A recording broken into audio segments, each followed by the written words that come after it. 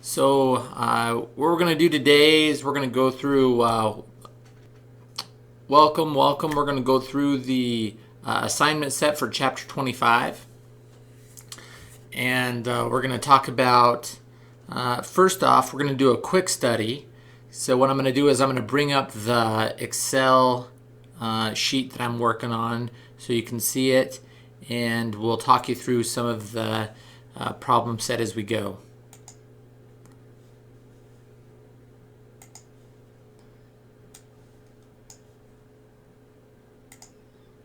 All right, so here's the Excel sheet that we're going to be working from today. I went ahead and built kind of the basic template. So as you build your tabs out, there's going to be 1, 2, 3, 4, 5 tabs. So we got the quick study, exercise 5, 6, and then the 2 problems. And so we're going to go ahead and start with quick study 26 out of the back of the book. So this one we're really focusing on payback period. Okay. In order to do this, we're actually using present value figures. So we're doing time value of money with this, which you definitely can do. So that's why I built the table that I have here, so I can lay out kind of the calculations that are presented in the book. So in the book, they actually give you all of these numbers here. So I just laid them out in a table. Column 1 is your year. 0 is basically present, right? So today, right now. Okay. And then we got our cash flow. So this is our investment. This is what we invest up front. And then we have a present value, of course. If we have money $1 today, it's worth $1, right? So that's kind of what that represents. And then as you go out here further, we're going to be we're going to have some numbers so we can discount the value of the cash flows in future periods back to present. Okay. So in order to do this, we have our factor tables. Okay. We could do this with an annuity, with the annuity factor tables, but we're actually going to be discounting each of these cash flows back individually, okay, with their individual factors. So if you look at in the back of your book, I think it's in Appendix B, there's a present value of 1 table. If you look up the different years here, like over on year 1, 2, 3, 4, 5. If you look up on the 10% column, you go down through there. Those will be the factors that are listed. Okay. So what we do to use our factors, our present value of 1 factors, is we multiply the cash flows of the given year by the factor of that year. So it's going to be something like this. So to begin with, it'll be 90,000 or negative 90,000, our investment times the 1 right there, right? And then our cumulative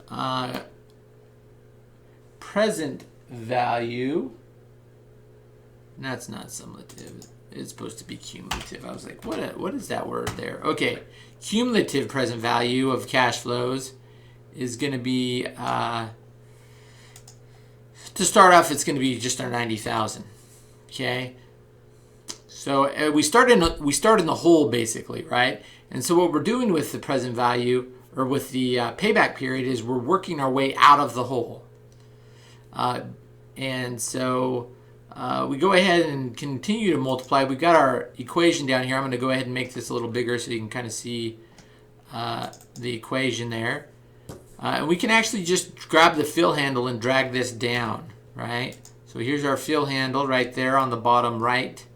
We can go ahead and drag it down all the rows, and that will give us the correct, and I'll go ahead and reformat this to dollars and take it to the nearest dollar there. Okay, so here's all of our present value cash flows down through here. And basically what we're doing on the cumulative row is we're taking the most So we're starting with year 1. Okay, that's our investment, and we're saying, okay, now we get to go ahead and subtract from that any cash flows, positive cash flows we receive, which will reduce the value, right? Here, hold on. I did the wrong thing. I subtracted it. Should have added it on there. There we go. So that's the right amount. Okay, so we're going to keep going down the row here. See if this will work. There we go. We see right here, right? It's going to be... so in year 3, we're almost paid off, right? So we're almost 0, but that's not going to be until year 4 here, right? So in year 4, we're actually going to hit 0 and then come out positive. And so how much or how long will it take us? Well, we have to look at how much we're making here in year 4. Okay, we're assuming that it's the income comes in even streams here, and so we can go ahead and take for our break-even time.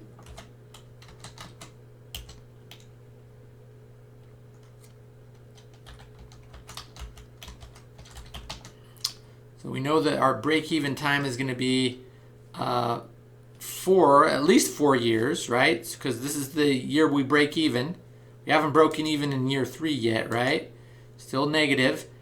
So it's going to be 4, but then we need to figure out, okay, how many months into this are we going to be have break even? And that's going to be right here.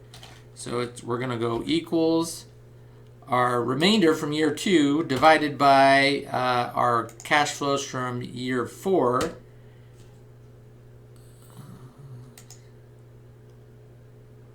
Let's see, was that the right thing here?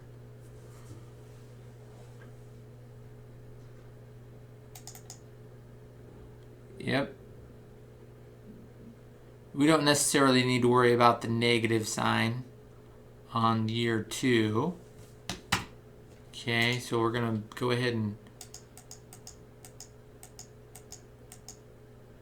hold on here. Why isn't this working out? This is, it's going to be equals our 2962 divided by our 23905.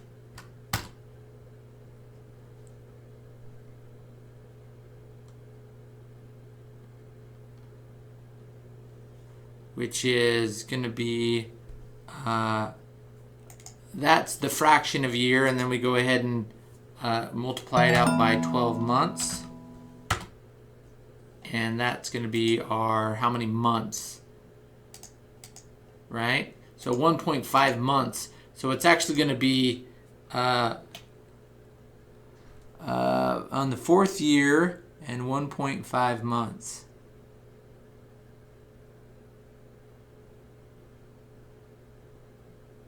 Okay. So so we've got 1 year, 2 years, 3. So it'll really be 3 years total, and then 1.5 months into the 4th year, right? So really the break even is going to be 3.2 years.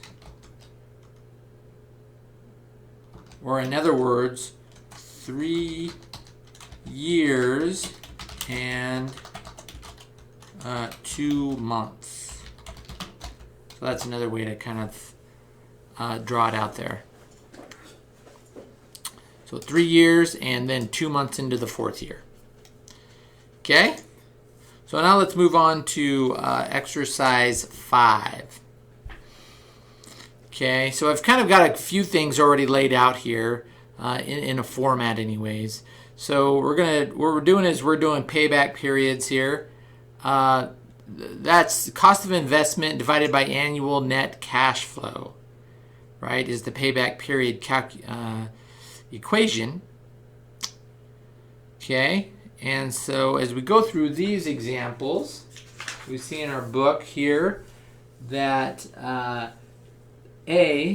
so we've got an operating system of an existing machine is expected to cost $520,000. So that's going to be our cost of investment.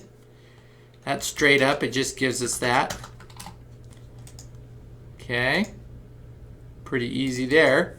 Now, the trick, like before, when we did this kind of example in classes, we have to figure out the net cash flow, annual net cash flow.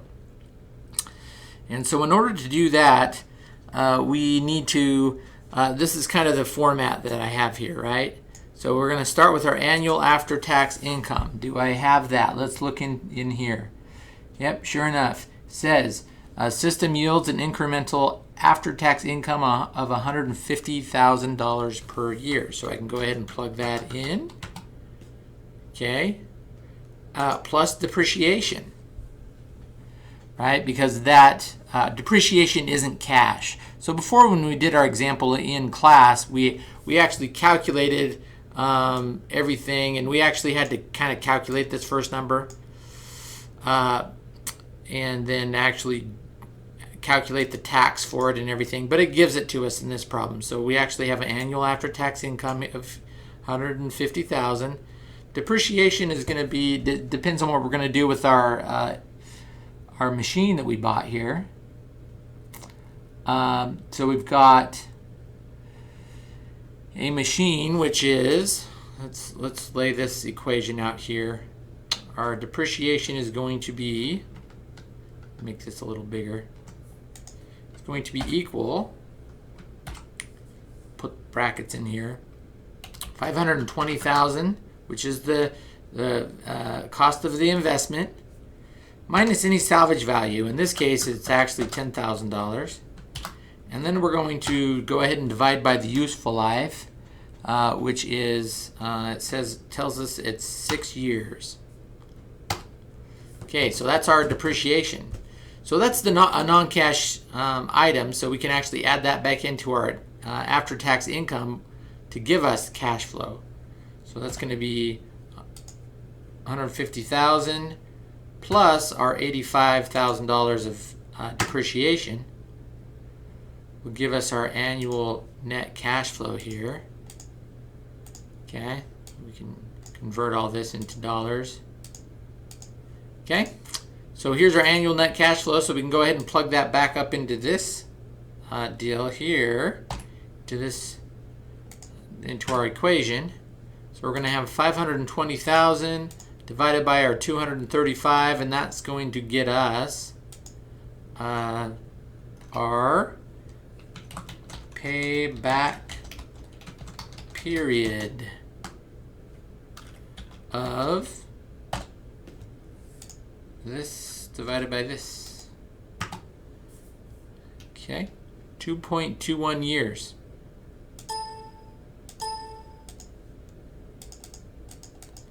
There we go.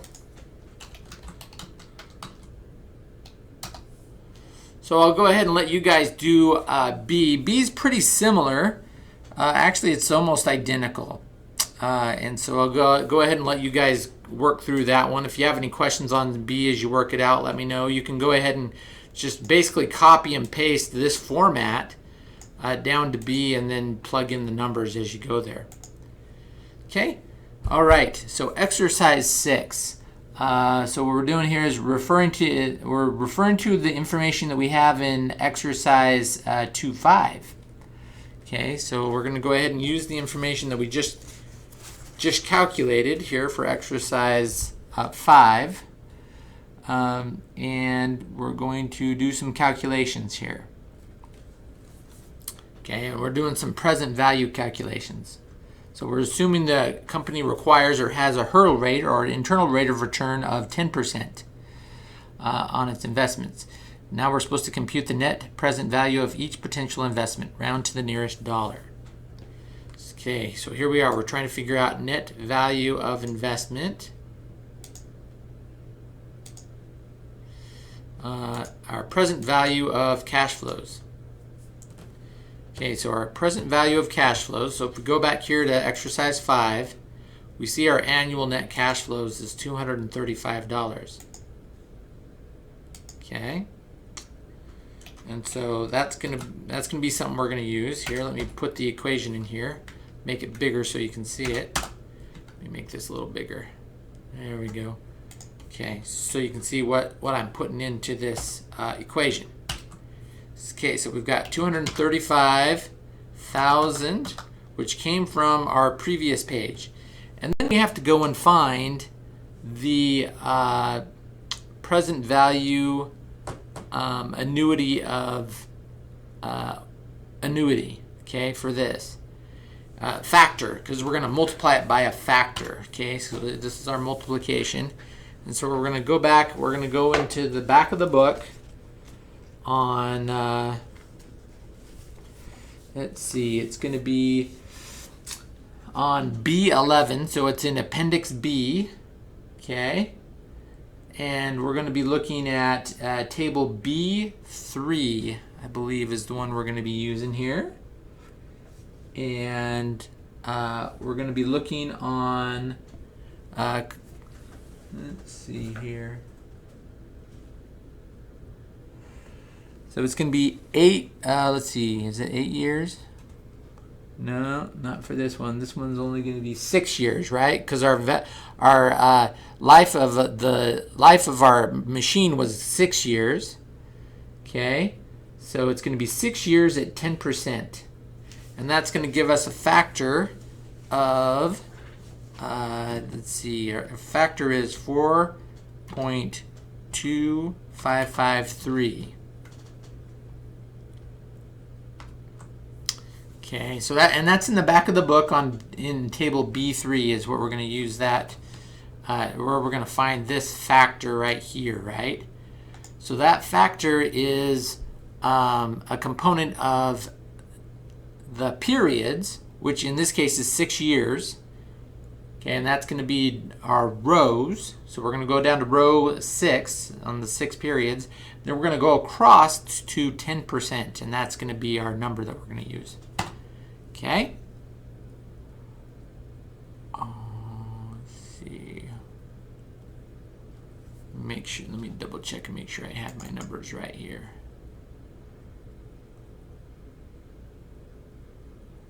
That one is wrong. There we go. It's got to be 3,553. There we go. Got to get the number right, or else there we go. Okay, so this is our number that we currently have here. So it's going to be, go to the nearest dollar here. There we go. And then we have, now what we're doing is we're going to calculate the present value of $10,000 at the end of 6 years. So what the $10,000 is this is our present value of our salvage value, right? Because at the end of the 10 years, that's our salvage value. So that's going to be $10,000. And what we're going to use on this one is instead of using table B3, we're actually going to use table B1. So we're going to use the present value of 1. It's not an annuity, because annuities is you get that cash flow every year for 6 years. In this case, what it is we're going to get $10,000 at the end of 6 years. Okay? And so we're going to use a different table for that because it's not an annuity. It's just the present value of one number at the end of 6 years. So in this case, we're going to year 6 on table B1 and 10%. And so that's going to give us our $10,000 times 0.5645. That's our number that we get off the table there, which will give us that amount.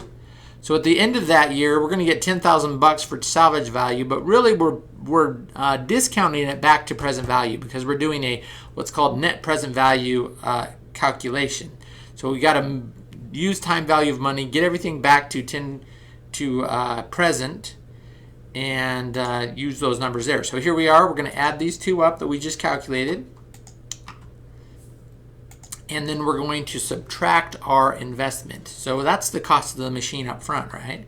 So that's going to be our $520,000.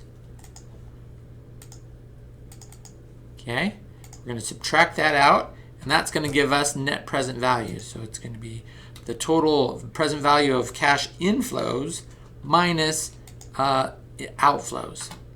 Okay, and so that gives us our net present value. Okay, and so and you can do that again for B. Basically, it's going to be the same thing, same format. You can basically just copy and paste this format down. Once you get it built down to B, you're going to have to look again for your first annuity factor. You're going to have to look in table B3 on the back, in the back of your book, and then for the salvage value, you're going to have to look into table B1, present value of 1, not an annuity. Okay. So yeah, so hopefully that'll help you get started. If you have any questions as you get going on that, feel free to send me an email. Let me know if you have questions on that. Okay, so now we're going on to our problem, our first problem set.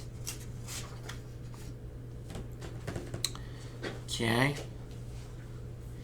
And so this is the first one, excuse me, the first one on part 1 is pretty easy. We know how to do depreciation calculations, right? This is going to be a straight line is what this is going to end up being, right?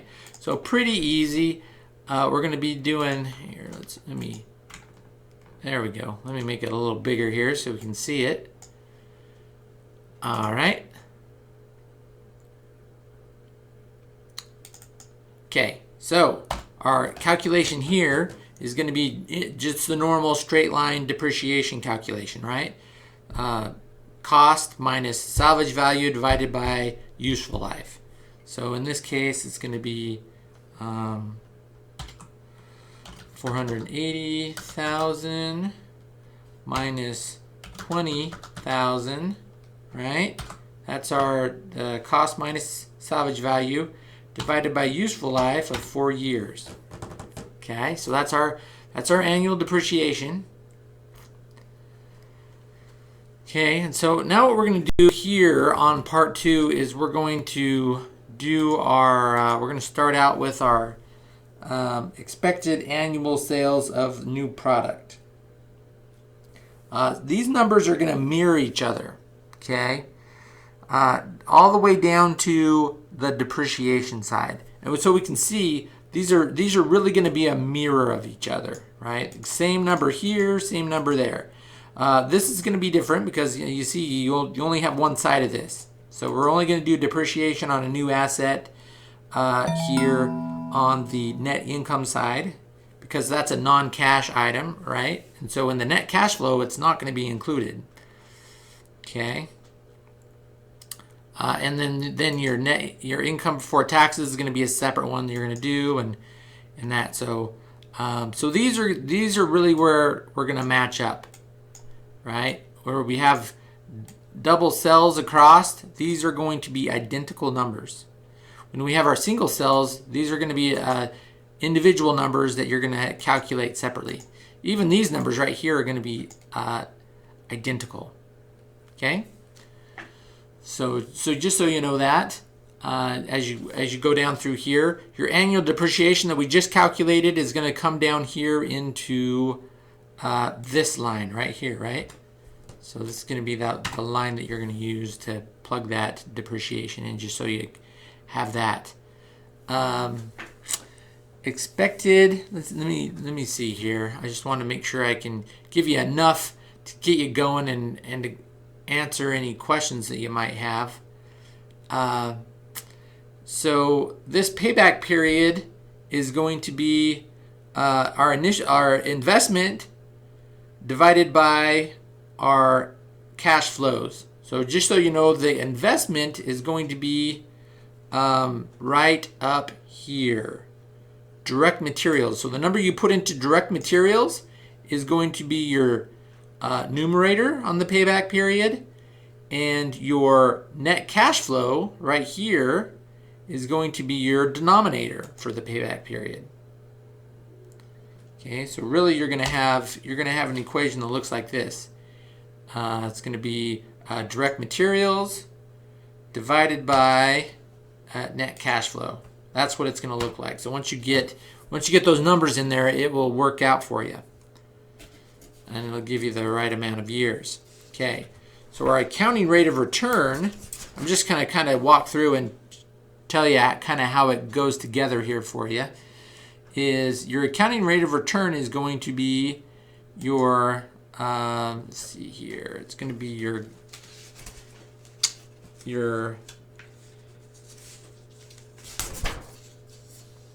it's going to be your net income, right? So that's going to be your numerator on top. So this number right here under net income is going to be your numerator for the accounting rate of return. The average, right? The average that you're going to do is going to be your asset cost, which will be this number, direct materials, plus final year book value, which will be a salvage value that you're going to have, which is in the equation. So it's going to be your salvage value. Sum those up and then divide by 2. Okay, so that'll give you an accounting rate of return on that. And then part 5, the very last part, is going to be your net cash flows. So you're going to come up here and you're going to take your net cash flow that you calculated and plug that into this column. It's an annuity, so it'll be the same thing all the way through. The only difference is on year 4, you're going to add in that extra, it's $20,000 I think is what the salvage value is on that. So you're going to add in your salvage value at the very end. Okay. Present value of 1, you're going to look in table B1 for these numbers. For year 1, 2, 3, and 4 at 7%. So your column is 7%. And you're going to be looking down at those amounts. Multiply those together. Okay, so it's going to be net cash flows times your annuity will give you your number, right? And then as you sum them up, you're going to subtract the amount invested, which will be your number from up here, your direct materials, which is actually $480,000 is what it'll be, is your amount invested. Okay, so if you subtract your amount invested from your total present value of net cash flows, you're going to give yourself a net present value on that. So that's problem 1. Let's move on to problem 4 here real quick, and I'll show you kind of walk you through how we're going to do problem 4. So what I would do for problem 4 is go ahead and start down on the supporting computations. Okay, so let's go ahead and start on the supporting computations, and then that's going to allow us to get some numbers that we're going to need up here in our comparative income statements. Okay, so as we start, we're going to start with our normal direct materials costs. So this is going to be $576,000. 570. Oops. Let's get my deal working here. 576. Okay.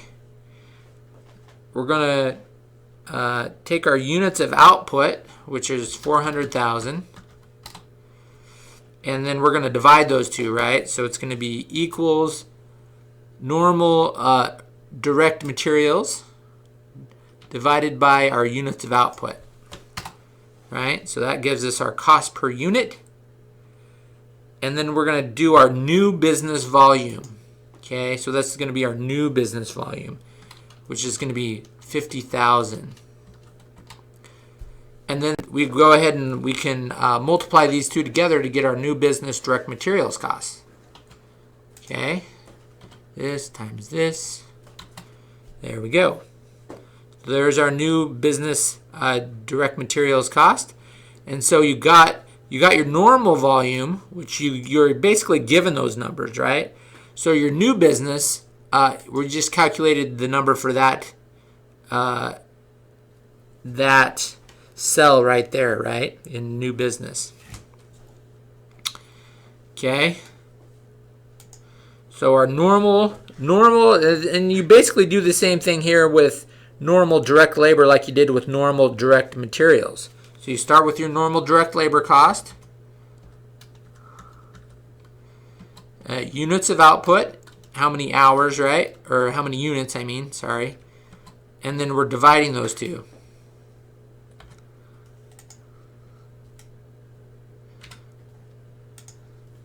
That'll tell us how much cost per unit is going to be.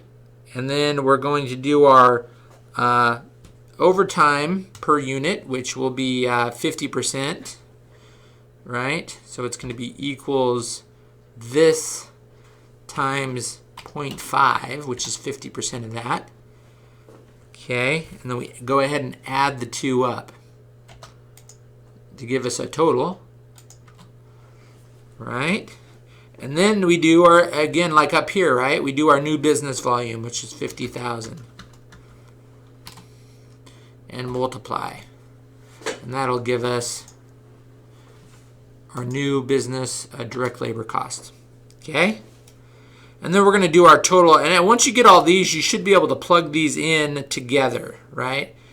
Plug them in as we calculate them. So we're going to do our total overhead here real quick. And our fixed overhead. Okay. Fixed overhead's 80,000, which gives us, from that we can calculate our variable, right? That's the difference here.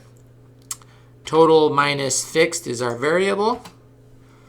Units of output. Our old units of output is 400,000. And that'll give us our cost per unit, right?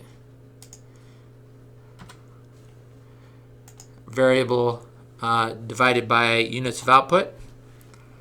And then we plug in our new volume and multiply.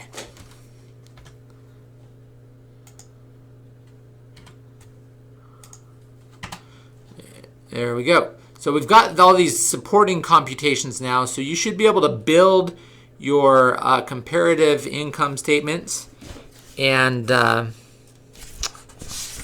should be able to allow you to do that and just compare your normal volume with your new business, and to get your combined amount as well. You can add them all together across, and you'll be able to get all the numbers that you need. So hopefully this helps you.